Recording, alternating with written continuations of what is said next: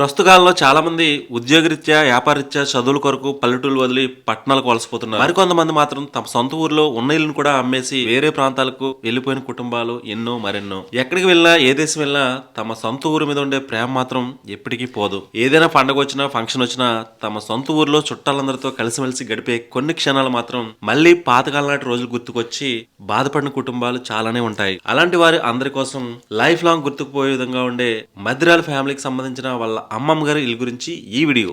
ఒకప్పుడు మన పల్లెటూరులో ఇలాంటి హౌసెస్ ఉండేవి. అందరూ ఉమ్మడి కుటుంబాలు అందరూ కలిసిమెలిసి ఒకే ఇంట్లో ఉండేవారు. వాళ్ళందరూ ఈవినింగ్ అయ్యేటప్పటికి సరదాగా ఈ ప్లేస్కి వచ్చి సరదాగా కబుర్లు చెప్పుకోవడానికి వీలుగా ఉండేది. అలాంటి రోజులను గుర్తు చేసే విధంగా ఈ హౌస్ని అయితే మద్రాల ఫ్యామిలీకి సంబంధించిన వాళ్ళు కట్టించారన్నమాట. వాళ్ళందరూ ఉంటే బాగుండేది. బట్ ఏంటంటే ప్రజెంట్ ఎవరూ లేరు. అంటే వాళ్ళ జాబ్ రీత్యా కావచ్చు, లేదా వ్యాపార రీత్యా, లేదా చదువుల రీత్యా అందరూ